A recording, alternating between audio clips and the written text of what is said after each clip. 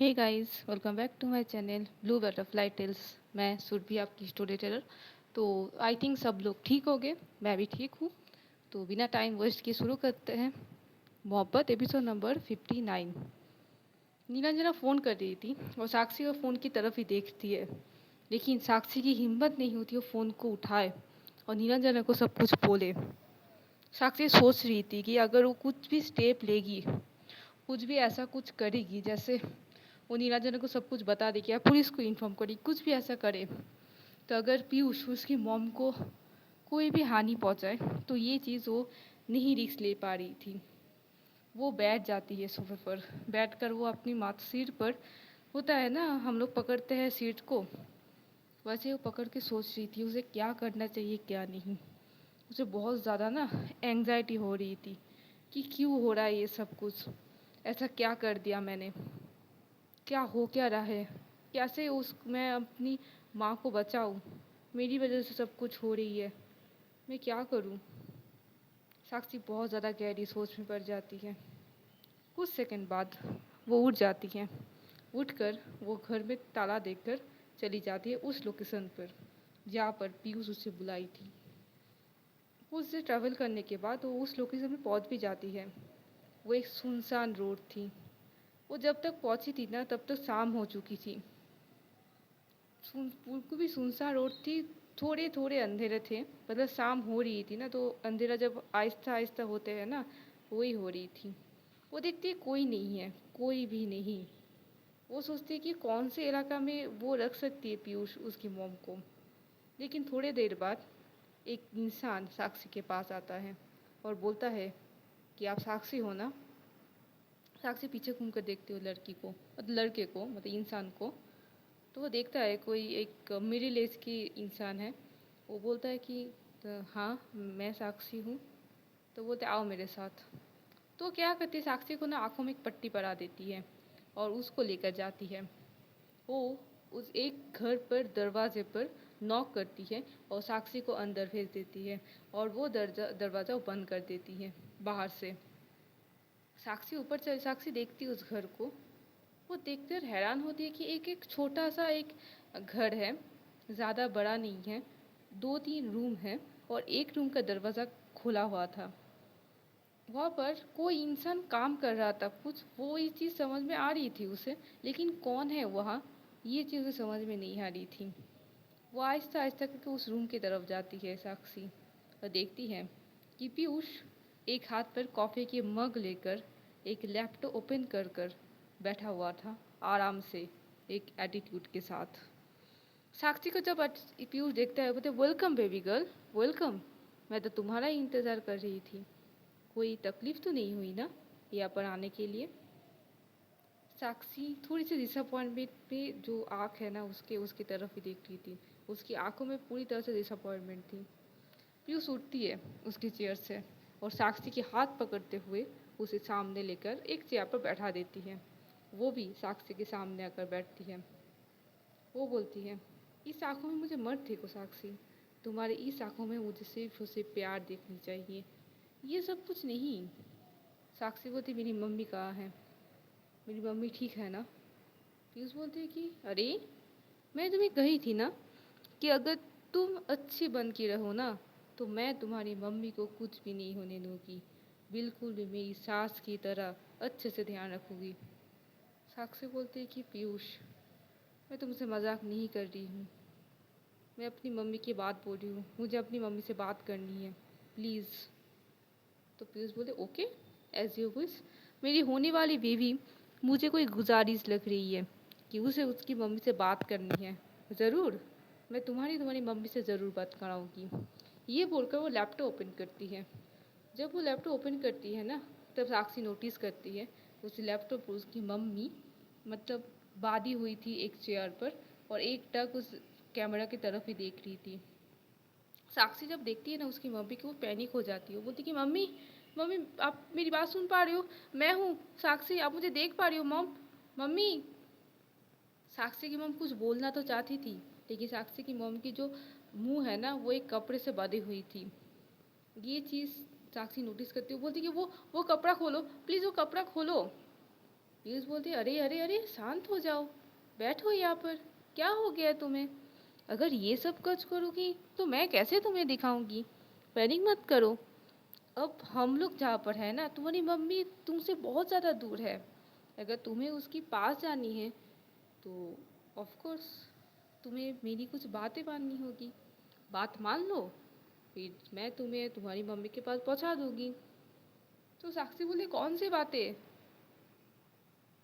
पीयूष पीयूष की जो चेहरा है ना, उसकी चेहरे पर एक अलग सी मुस्कान आती है। वो बोलती है, मुझसे शादी करनी होगी तुम्हें, आज रात को ही। साक्षी एक हैरान नज़रों से पीयूष की तरफ भी देखती है और बोलती है, मैं नहीं कर सकती। पीयूष ओटो में एक तीखी सी मुस्कान आती है और वो एक ताली बजाती है। उसके तुरंत बाद ही एक इंसान आकर साक्षी के मॉम की जो हेड पर बंदूक तान देती है। साक्षी हैरान नज़रों से देख रही थी पीयूष की तरफ, और जब वो लैपटॉप पर देखती है ना, वो और भी ज़्यादा पैनिक कर जाती है कि नहीं नहीं नहीं, ये मत करो प्लीज़, ये मत करो प्लीज़ प्लीज़ प्लीज़, तुझे छोड़ दो प्लीज़। हाँ हाँ हाँ, ठीक है मैं शादी कर लूँगी, प्लीज़ प्लीज़ प्लीज़ मेरी मम्मी को कुछ मत करो प्लीज़ ना। पीयूष एक डरावनी हंसी हंसती है। दूसरी साइड चलती है। नीरंजना बहुत देर से कॉल कर रही थी। नीरंजना सोचती है कि मैंने तो बोला था 15 मिनट बाद ही कॉल करती हूँ, लेकिन अब तो फ़ोन ही नहीं उठाती है साक्षी। हुआ क्या है? नीरंजना बहुत देर तक उसे फ़ोन कर रही थी। उसे लगता है कि शायद साक्षी बोल रही थी कि वो आसपास जाने वाली है। शायद वो भी आसपास जा गई थी, मतलब कुछ टाइम के लिए। वो ये सोचती है। वो और भी 2-3 घंटा वेट कर जाती है। वो सोच रही थी कि वो क्या करी। वो तब से फ़ोन कर रही थी लेकिन नहीं पड़ रही थी। कम से कम वो 30 से 40 मिस कॉल करती है साक्षी के फ़ोन पर, लेकिन कोई रिस्पॉन्स नहीं थी। नीरंजना उठ जाती है। वो बाहर आती है, सीधा पाखी को बुलाती है, पाखी मेरे साथ चलो। पाखी भी हैरान हो जाती है कि अचानक से क्या हुआ। फिर से नीरंजना बैक करती हुए बोलती है, पाखी अपनी जो सामान है वो लेकर चलो। और नीरंजना सब जो एम्प्लॉय है उसको बोलती है कि तुम लोग अपना अपना काम करके घर जा सकते हो, ठीक है। वे होकर नीरंजना चली जाती हैं। पाखी थोड़ी सी हैरान हो गई थी कि अचानक से क्या हो गई। वो मुझे अपनी बैग पैक करने बोली मैम। वो सोचती कि कुछ हुआ है क्या। ये बोलकर पाखी भी वही करती है, अपनी जो सामान थी वो बैग पैक करती है और बाहर आ जाती है। नीरंजना बाहर ही गाड़ी पर वेट कर रही थी पाखी की। वो बोलती कि पाखी मेरे साथ चलो साक्षी के घर। तो बोलती कि मैम अभी साक्षी के घर क्यों, मतलब क्या हुआ क्या है? तो नीलांजना कुछ कुछ बातें साक्षी को बोलती है, सॉरी पाखी को बोलती है। तो वो हैरान हो जाती है कि साक्षी ने मुझे अभी तो ऐसा कुछ नहीं बताई है। लेकिन साक्षी की मम कहाँ ही जाएगी, ऐसी तो कोई बात नहीं है, आंटी तो ऐसे कहीं कहीं पे जाती नहीं है साक्षी को ना बोलकर। तो वो सोचती है कि वो क्या करेगी क्या नहीं। तो बोलती है कि साक्षी की वो यहाँ पर जा सकती है, वहाँ पर जा सकती है। तो नीलांजना बोलती अभी मुझे नहीं पता, साक्षी को मैं कब से फ़ोन कर रही हूँ, साक्षी फ़ोन क्यों नहीं उठा रही। तो बोलते कि अभी क्या करनी है कि हम दोनों मिलकर पहले साक्षी के घर जाते हैं। कुछ देर बाद, तो अभी से नीलांजना गाड़ी चला रही थी। कुछ देर बाद, आधा घंटे बाद नीलांजना साक्षी के घर पहुंच जाती है। वो गाड़ी से उतर के सीधा साक्षी के रूम पर आते हैं, मतलब साक्षी का जो घर है वहाँ पर आती है। वो देखती है कि बाहर से सिर्फ और सिर्फ एक नॉक, मतलब एल्डब लगा गया था, ये नहीं कोई लॉक या कोई ताला वाला नहीं थी। वो सीधा वो जो एल्डब है वो खोलती है और सीधा ऊपर, मतलब जो दरवाज़ा है खोल देती है। खोलने के बाद नीलांजना अंदर जाती है। वो देखती है कि घर पर कोई नहीं है। नीलांजना एक बार आवाज़ भी देती है, साक्षी। अंदर कोई भी नहीं थी। नीलांजना और भी ज़्यादा टेंशन में आ जाती है कि कुछ ऐसा है जो मुझे दिख कर भी नहीं दिख रही है। वो एक बार क्या करती है, साक्षी को फिर से कॉल करती है। देखती है कि सोफे के पास ही साक्षी के जो फ़ोन है वो पड़ी हुई थी। वो सीधा फ़ोन को हाथ में लेती है। वो फ़ोन को चेक कर रही थी। ये नीलांजना के बहुत सारे मिस कॉल हैं, लेकिन और एक नंबर थी। उस नंबर को भी साक्षी एक वो देख रही थी कि किसकी नंबर हो सकती है। नीरंजना क्या करती है, टाइम वेस्ट ज़्यादा नहीं करती, वो बाहर आती है। उस कुछ नेबर से पूछताछ करती है, पाखी भी कुछ नेबर से पूछताछ करती है जो लोग पाखी को जानते हैं। तो सब लोग ये बोलते हैं कि हाँ साक्षी बेटी तो आई थी, मुझसे कुछ पूछ कर गई थी। कुछ देर बाद पाखी उस इंसान से मिलती है जिस इंसान के साक्षी को पता चली थी कि उसकी जो मॉम है उसको एक्सीडेंट के बाद तो पाखी भी वो बात सुनती है, तो पाखी बहुत ज़्यादा हैरान होती है कि ये कौन सी बात हो गई। और ये चीज़ तो नीलांजना को ही बताती है। नीलांजना बोलती मुझे ये चीज़ पता है, मुझे साक्षी ने ये चीज़ ऑलरेडी बता चुकी है, लेकिन मैं ये सोचा, मैंने साक्षी को ये बताई थी कि मैं 15 मिनट बाद कॉल कर रही हूँ। अगर उसे कहीं पर जाना ही है तो ये फ़ोन ऐसे करके क्यों रख कर गई है। घर पे जैसे हालात है, मुझे ऐसा नहीं लगता कि साक्षी को कोई ज़बरदस्ती लेकर गई है। मुझे ऐसा लगता है कि साक्षी खुद ही से इच्छा से गई है, ये कहाँ पर जा सकती है। तो नीलांजना फिर से वो कॉल लॉग चेक करती है। वो देखती है वो नंबर, जो नंबर से पीयूष उसे कॉल किया था साक्षी को, उस नंबर को वो ध्यान से देखती है। वो बोलती कि इस नंबर से साक्षी कॉल की थी, साक्षी को कॉल की थी और साक्षी के साथ उसने आधा घंटे से ऊपर बात की है। ये नंबर किसका है ये जानना है। ये बोलकर नीलांजना उसकी जो डिटेक्टिव है, एक अलग से डिटेक्टिव है, उस डिटेक्टिव को कॉल करती है। जो डिटेक्टिव नीलांजना के लिए बहुत काम कर चुकी है पास्ट में। वो सीधा वो डिटेक्टिव को कॉल करती है। वो बोलती है कि सर, मेरी फियोंसे नहीं मिल रही है, मुझे पता करनी है कि मेरी फियोंसे कहाँ है, कैन यू हेल्प मी। तो डिटेक्टिव बोलते हाँ हाँ मैडम, क्यों नहीं, मैं तो आपकी हेल्प करने के लिए आई हूँ, कोई बात नहीं, मैं आप कहाँ पर हो, मैं अभी आती हूँ। वो डिटेक्टिव भी कुछ देर बाद नीलांजना के पास आती है। वो सीधा बोलती है कि देखो, ये प्रॉब्लम है, मुझे नहीं पता मेरी फियोंसे है कहाँ पर। तो बोलते हैं कि कौन से नंबर की बात आप कर रहे हो। तो नीलांजना वही नंबर दिखाती है डिटेक्टिव को।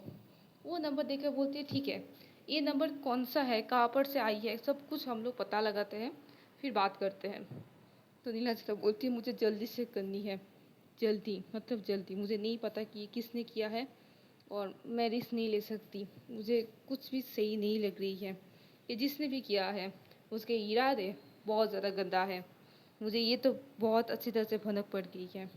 तो डिटेक्टिव बोलते मुझे 1 घंटे के टाइम दीजिए मैम। तो बोलते 1 घंटे नहीं, बहुत जल्द करनी होगी। तो बोलते कि एक काम कीजिए ना, आप डीएसपी को बुला लीजिए ना इस शहर की, अगर वो आ जाए, पुलिस आ जाए हम लोग के साथ, तो बहुत जल्द होगा। तो नीलांजना बोलती है मैं ये पब्लिक नहीं करना चाहती, ये चीज़ सब कुछ प्राइवेट में हो, अगर पब्लिक हो जाए, अगर वो जो इंसान जिसने ये सब कुछ किया है अगर उसको ही पता चल गए तो ये प्रॉब्लम हो सकती है। तो बोलते ठीक है, हम लोग प्राइवेट भी करेंगे। तो नीलांजना वो डीएसपी को कॉल करते हैं। डीएसपी भी आता है कुछ देर बाद। वो भी बोलते कि फ़ोन को ट्रेस करो।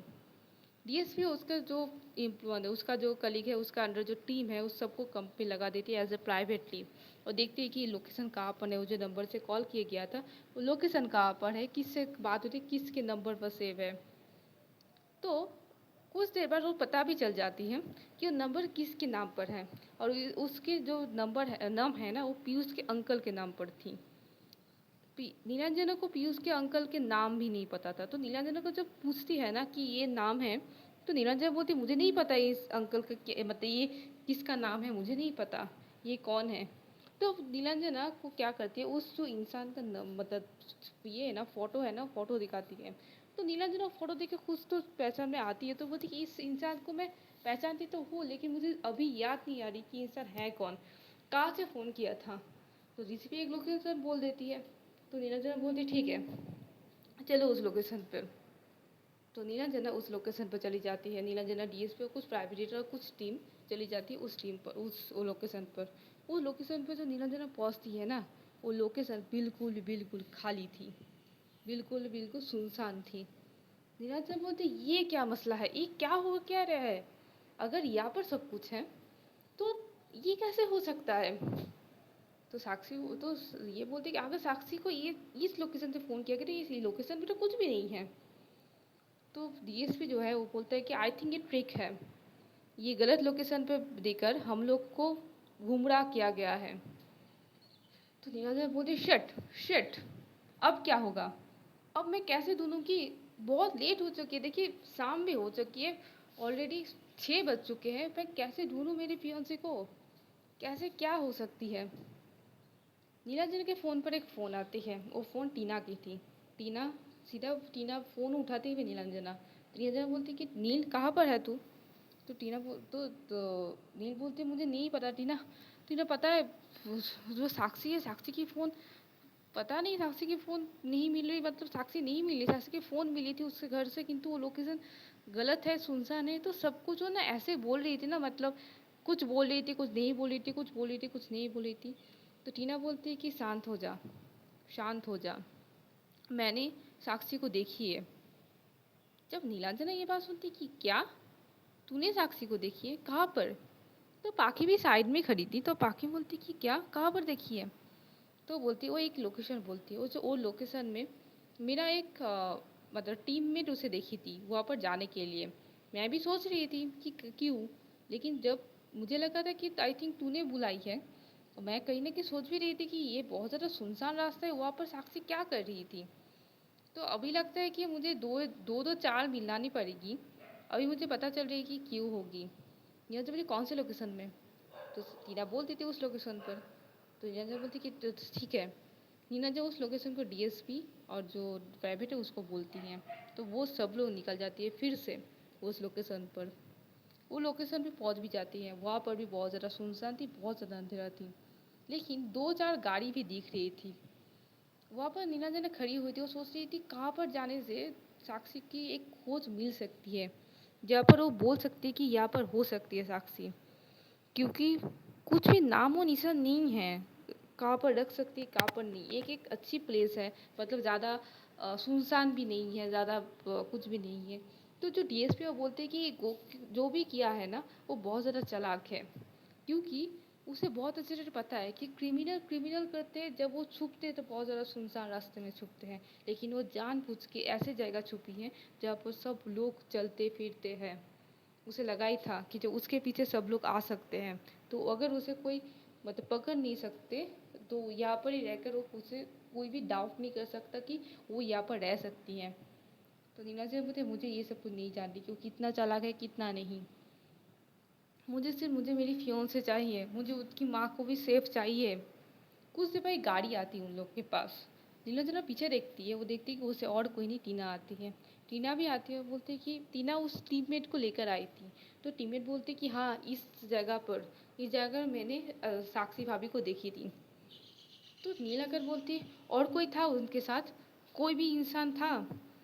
तो टीममेट बोलती नहीं मैम, मैं तो इतना कुछ नोटिस नहीं की थी। तो नीलांजना फिर से बोलती है कि क्या हो क्या रहा है ये सब कुछ, मुझे समझ में नहीं आ रही है। तो टीना बोलती है कि एक काम करते हैं, हम लोग ना थोड़ी देर की शांत पर सोचते हैं कि क्या हो सकता है क्या नहीं, क्या क्या हम लोग कुछ भी मतलब ऐसा कुछ जो हम लोग सब कर सकते हैं। तो नील बैठ जाती है, नील सीधा सोच के भी सीधा उसको जो आंखें बंद करती है ना नील, उसे पीयूष की चेहरा याद आती है। वो आंखें खोलकर बोलती कि पीयूष, ये पीयूष की हरकत हो सकती है। पाखी जब पीयूष की नाम सुनती है वो बोलती कि हाँ सही कहा, पीयूष। पीयूष की जो हरकतें हैं ना इन लास्ट 2-3 हफ्तों से, वो बहुत ज़्यादा सस्पिशियस है मुझे। तो डीएसपी क्या करते वो बोलते कि एक काम करो, वो जो पीयूष के नाम बोल रहे हो उसका नंबर दो, हम लोग फ़ोन लोकेशन ट्रैक करते कि वो अभी कहाँ है। जब फ़ोन लोकेशन ट्रैक होती है तो पीयूष की नंबर सुबह से बंद था। उसके ऊपर शक बहुत ज़्यादा बढ़ गई थी। वो सोच रही थी कि ये पीयूष की हरकत हो सकती है। दूसरी साइड चलती है, बहुत अच्छी तरह से मंडप सजाई जाती है, डेकोरेशन किया जाती है, सब कुछ किया जाता है। एक दुल्हन और दूल्हा की जब शादी होती है ना, जैसे डेकोरेशन होती है ना, सब कुछ किया जाती है। पीयूष बहुत ज़्यादा खुश था। एक नए डबले जो ये होती है ना, दूल्हा होती है ना, न्यू दूल्हा की तरह वो सजा हुआ था। कुछ लड़कियों को बुलाती है साक्षी को सजाने के लिए। साक्षी जब वो साड़ी गहने सब कुछ देखती है ना, उसके आंखों से आंसू आ रही थी। वो खुद से ही माफ़ी मांग रही थी कि मुझे माफ़ कर दीजिए। वो नीलांजना से माफ़ी मांग रही थी कि आई एम सॉरी, मैं नहीं कर पाई, मैं हम दोनों के रिश्ते नहीं बचा पाई, मुझे ये शादी करनी होगी, मुझे मेरी मम्मी को बचाने के लिए शादी करनी होगी।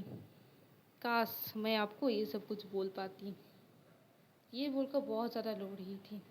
कुछ देर बाद पीयूष आता है उसके पास, वो बोलती नहीं नहीं नहीं बेबी गर्ल, ऐसे मत रो, अभी हम दोनों की बहुत ज़्यादा खुशी की दिन है। हम दोनों आज के बाद एक अलग सी दुनिया में जाएंगे, अलग सी दुनिया, नई सफ़र होगी हम दोनों की। मैं तुम्हें ऐसे रो रही हूँ, नहीं नहीं नहीं, तुम्हारी आंखों में मैं आंसू कभी बर्दाश्त नहीं कर पाऊँगी, नहीं नहीं नहीं, मत रो। ये लो, देखो तुम्हारी फेवरेट साड़ी। जिस साड़ी से तुम्हारी फेवरेट कलर की साड़ी, जिस साड़ी से तुम शादी करना चाहती थी, नीलांजना के साथ ये साड़ी तुमने फिक्स की थी ना। तो साक्षी देखती है, वो बोलती है मुझे पता है। ये लो, ये साड़ी पहन लो, और देखो मैं भी दूल्हा सज गया हूँ, और तुम भी मेरी प्यारी सी दूल्हा सज जाओ, नहीं तो तुम्हारी मॉम। तो साक्षी बोलती नहीं नहीं नहीं, मेरी मॉम को कुछ मत करो। मैं मैं मैं शादी मतलब मैं तेरी हो रही हूँ। ये बोलकर साक्षी उठ जाती है। पीयूष बाहर निकल जाती है। वो जो दो तीन लड़की आई थी साक्षी को सजाने के लिए, वो भी अपना काम चालू कर देती है। जब हम लोग बहुत ज़्यादा ओवर कॉन्फिडेंट में हो जाते हैं ना, तभी हम लोग बहुत ज़्यादा गलती कर बैठते हैं। जब हम लोग देखते हैं कि हम लोग को हराने कोई नहीं आ सकती, तभी हम लोग ज़्यादा भूल करते हैं। वही चीज़ पीयूष भी करती है, और ये चीज़ हम लोग नेक्स्ट पार्ट में जानेंगे कि पीयूष क्या गलती की है। तो सी यू सून, बाय बाय और टेक केयर।